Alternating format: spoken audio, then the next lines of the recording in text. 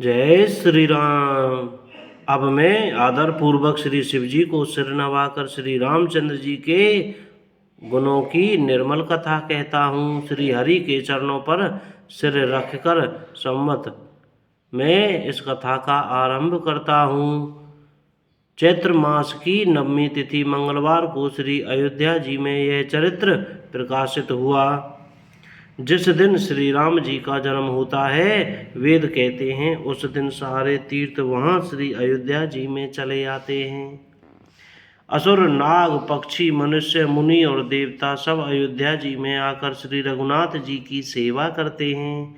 बुद्धिमान लोग जन्म का महोत्सव मनाते हैं और श्री राम जी की सुंदर कीर्ति का गान करते हैं।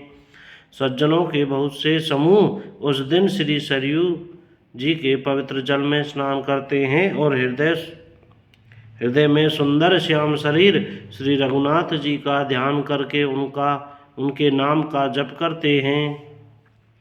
वेद पुराण कहते हैं श्री सरयू जी का दर्शन, स्पर्श, स्नान और जलपान पापों को हरता है। यह नदी बड़ी ही पवित्र है, इसकी महिमा अत्यंत अनंत है, जिसे केवल विमल बुद्धि वाली सरस्वती जी भी नहीं कह सकती। यह शोभायमान अयोध्यापुरी श्री रामचंद्र जी के परम धाम की देने वाली है, सब लोकों में प्रसिद्ध है और अत्यंत पवित्र है। जगत में अंडज, स्वेदज, उद्ध्वज और जरायुज चार खानी प्रकार के अनंत जीव हैं। इनमें से जो कोई भी अयोध्या जी में शरीर छोड़ते हैं वे फिर संसार में नहीं आते, जन्म मृत्यु के चक्कर से छूटकर भगवान के परम धाम में निवास करते हैं। इस अयोध्यापुरी को सब प्रकार से मनोहर, सब सिद्धियों की देने वाली और कल्याण की खान समझकर मैंने इस निर्मल कथा का आरंभ किया, जिसके सुनने से काम, मद और दम नष्ट हो जाते हैं। बोलो जय सिया राम।